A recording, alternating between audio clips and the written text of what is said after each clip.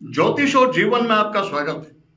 श्री गुरु चरणों में नमन कर श्री गणेश की वंदना करता हूं। गुरु एक ऐसा शब्द जिसे सुनते ही स्वतः मन में एक आस्था का भाव उत्पन्न होता है। क्या राजा और क्या रंग, सब जिसे सम्मान की दृष्टि से देखते हैं। गुरु शब्द का अर्थ होता है, गु का अर्थ होता है अंधकार, रु का अर्थ होता है प्रकाश। जो अंधकार में प्रकाश दिखा दे वही गुरु। साधना के क्षेत्र में तो सर्वप्रथम गुरु स्मरण किया जाता है। इष्ट के स्मरण से भी पूर्व गुरु, गणपति, गणपति से भी पूर्व गुरु स्मरण। इतनी महत्ता है गुरु की।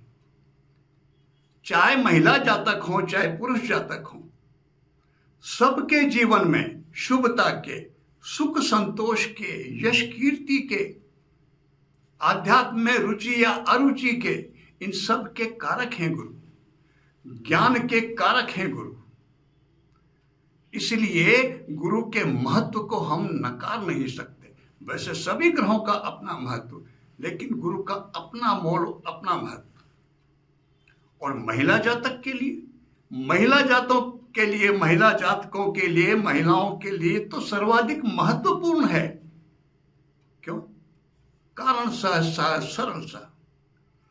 गुरु महिला जातक की कुंडली में विवाहित जीवन के सुख संतोष के कारक होते हैं, पति सुख के कारक होते हैं।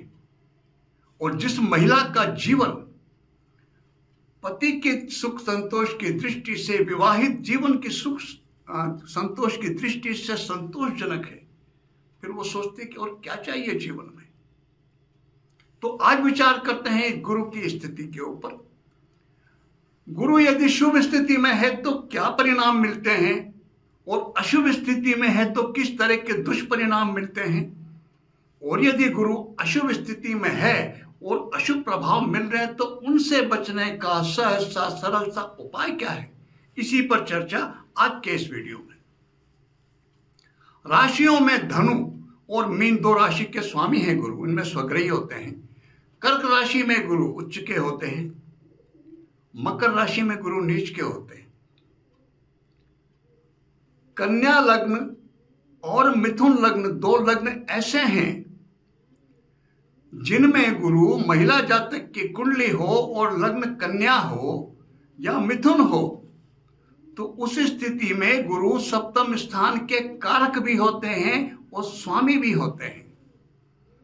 और फिर यदि वो शुभ प्रभाव में हो तो ऐसी स्थिति में विवाहित जीवन बहुत सुख संतोषमय होता है।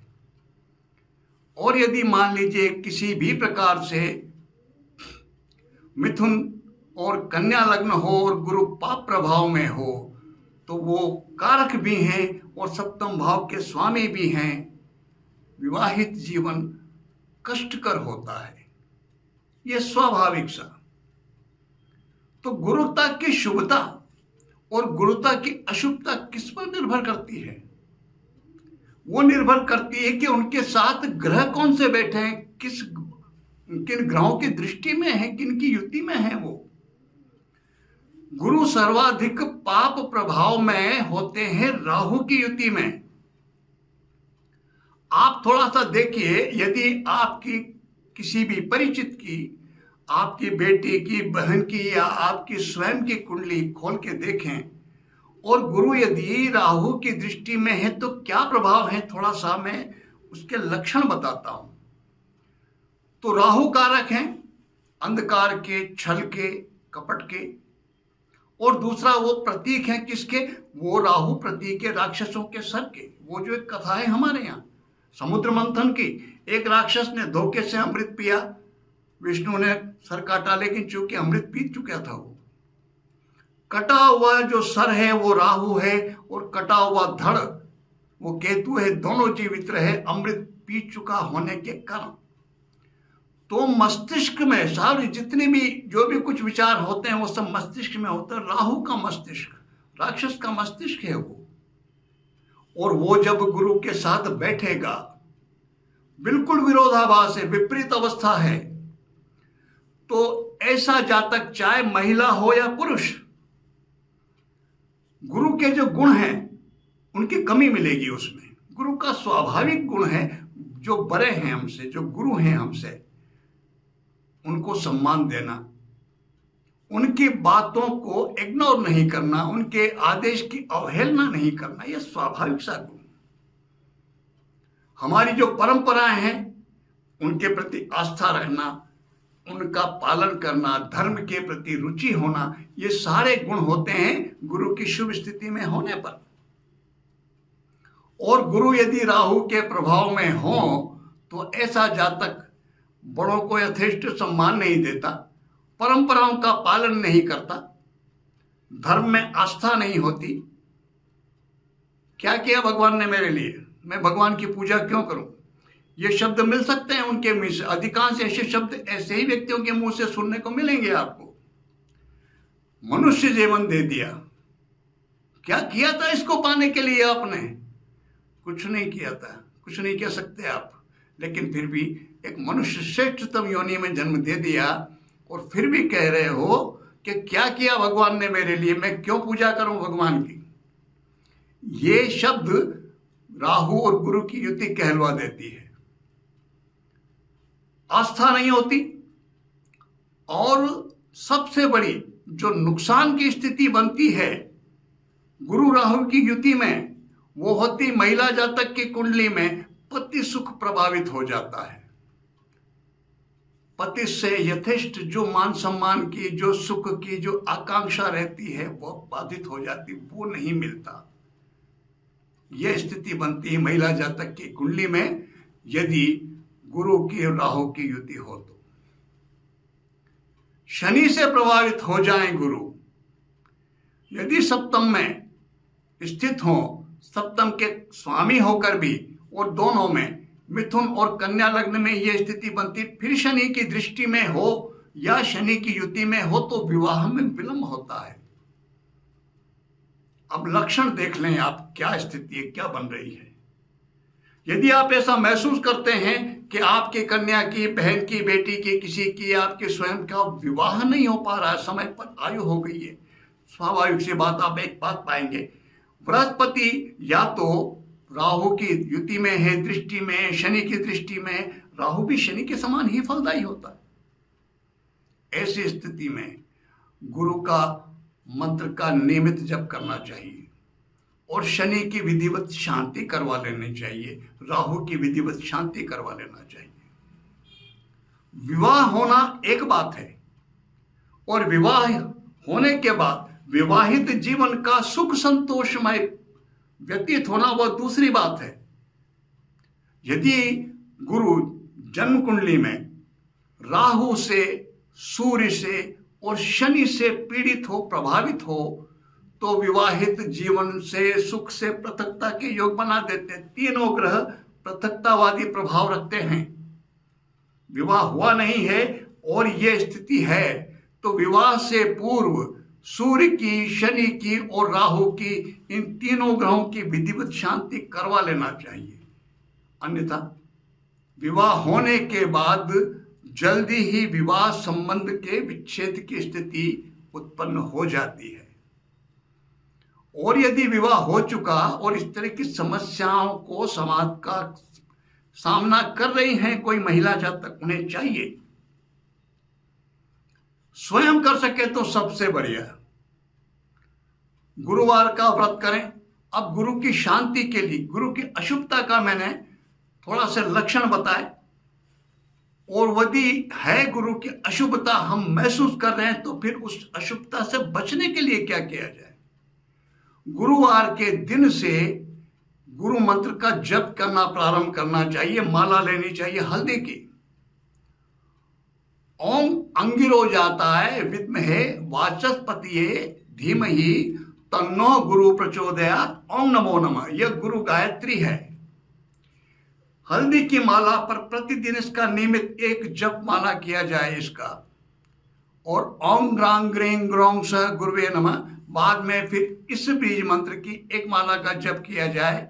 गुरु की जो अशुभता है वो कमजोर होगी, गुरु को बल मिलेगा।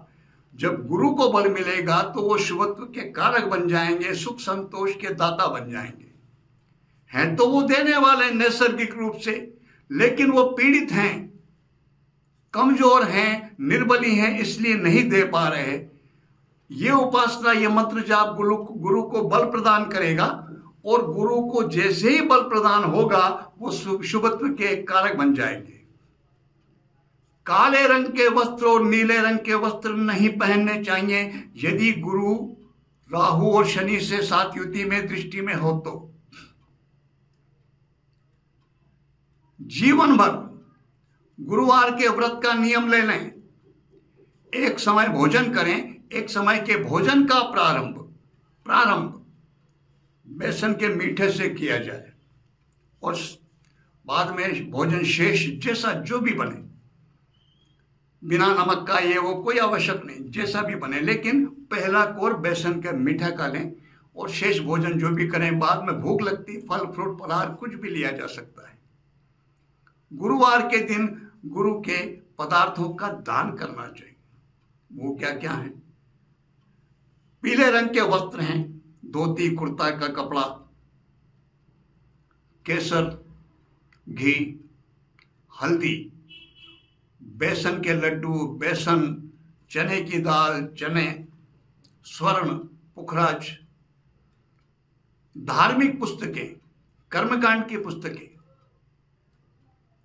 यथेष्ट हमारी जैसी क्षमता हो, जैसी सामर्थ्य हो, उसके अनुरूप इनमें से किसी भी वस्तु का गुरुवार के दिन, और गुरुवार को संध्या काल के समय दिया जा सके तो अधिक उपयुक्त रहेगा, इनका दान करना चाहिए किसी ब्राह्मण को, किसी कर्मकांड के पंडित जी को श्रद्धा सहित देना चाहिए।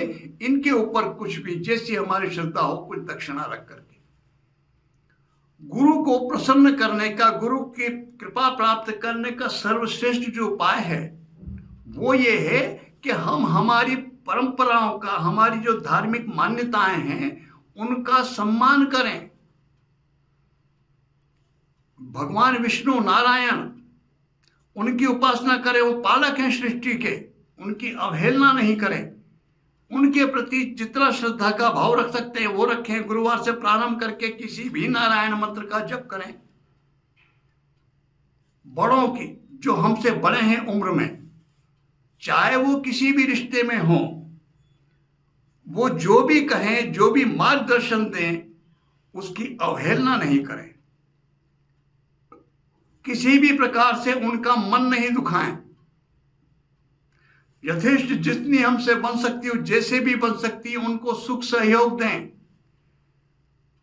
उनके मन में आपके प्रति सद्भावना, वही आपके लिए आशीर्वाद का काम करेगा। और गुरु की यदि किसी भी कारण से अशुभ स्थिति जीवन में है, उससे मुक्ति मिलेगी, शांति मिलेगी, बहुत बड़ा काम करेगा। बड़ों का शुभत्व, बड़ों के मन में हमारे प्रति शुभत्व की आस्था, इसीलिए यही एक कारण है कि बड़े बड़े लोग, क्या राजा महाराजा, सब जो बड़े हैं जिसे हम गुरु मानते, उनके चरणों में सर रखते हैं, शीश झुकाते हैं। पैरों में उनका ऊर्जा और सबसे ज्यादा ग्रहण करने की क्षमता होती है कहाँ में? मस्तिष्क में, फिर दूसरे नंबर में हाथों में। इसलिए हाथों से जड़ स्पर्श करने की परंपरा है, और इसीलिए बड़ों के चरणों में, पैरों में सर रखने की परंपरा है। गुरु की शुभता और अशुभता दोनों के मैंने लक्षण आपके सामने स्पष्ट किए। जीवन में यथेष्ट सुख संतोष महसूस करते हैं, गुरु की शुभ स्थिति है, उसमें कमी का अनुभव है, इसका अर्थ है गुरु की अशुभ स्थिति है। उस स्थिति में हमें गुरु उपासना करनी चाहिए, नियमित रूप से गुरु मंत्र का जप करना चाहिए। गुरु सर्वाधिक पीड़ित राहु से, शनि से होते हैं, इसलिए अधिक समस्याएं तो साथ में गुरु के साथ मंत्र के साथ ही राहु का और शनि के मंत्र का जप भी ले लेना चाहिए। उनकी भी शांति होगी तो हमें अधिक मात्रा में सुख संतोष का अनुभव होगा।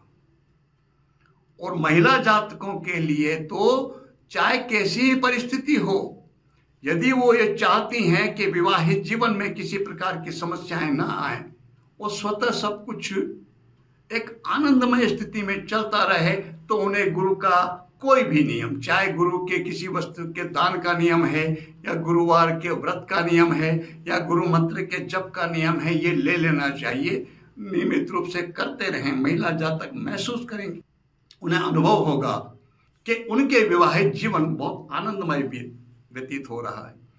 किसी तरह की छोटी मोटी कुछ समस्याएं हैं भी तो धीरे धीरे उनमें भी समाधान की स्थिति बनेगी। आप सबका जीवन सुखमय हो, आनंदमय हो। गुरुदेव आप सब पर कृपा करें। इसी प्रार्थना के साथ मैं आप सबको नमन करता हूं। नमस्कार।